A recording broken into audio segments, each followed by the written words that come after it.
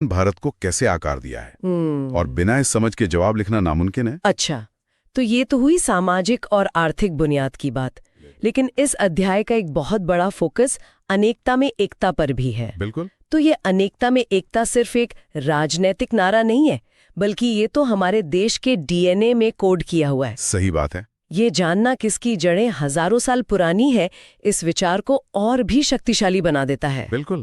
और ये एकता किसी एक दिन में नहीं बनी, ये सदियों की प्रक्रिया का नतीजा है। भारत में आप देखें, प्रागैतिहासिक काल से ही अलग अलग नस्लों के लोग आते रहे।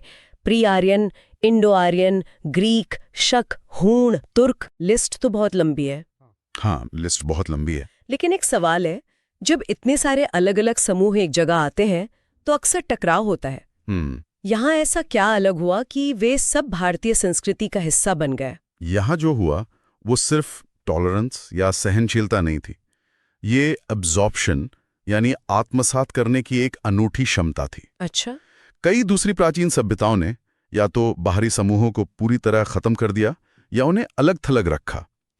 भारत में एक ऐसा सिस्टम विकसित हुआ जिसने बाहरी समूहों को अपनी सामाजिक व्यवस्था में एक जगह दे दी। उनकी पहचान पूरी तरह मिटी नहीं, बल्कि भारतीय पहचान का एक नया हिस्सा बन गई। यही समावेशिता भारत को बाकी सभ्यताओं से अलग करती है। जब हम बात कर रहे थे कि शक, हूमे जैसे बाहरी समूह यहाँ आकर घुल मिल गए, तो सवाल उठता है कि ये प्रक्रिया होती कैसे थी? मतलब समाज में उनका कोई स्थान निर्धारित होता था?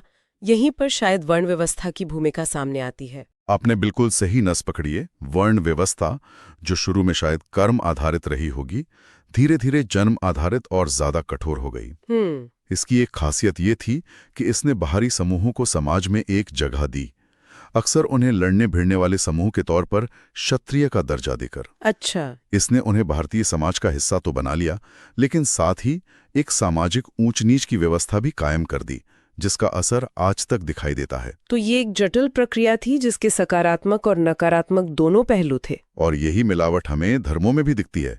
हिंदू धर्म, जैन धर्म, बौद्ध धर्म सब यहीं पैदा हुए। हाँ। लेकिन वो एक दूसरे से लड़ते हुए भी एक दूसरे से सीखते रहे। हाँ, इसे सिंक्रेटिज्म या समन्वयवाद कहते हैं।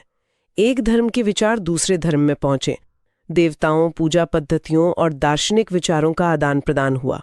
इसी वजह से आज आप भारत के किसी भी कोने में चले जाएं, खान पान, पहनावा, भाषा भले ही अलग हो, लेकिन जीवन को देखने का एक नजरिया, एक सांस्कृतिक लय लगभग एक जैसी मिलेगी।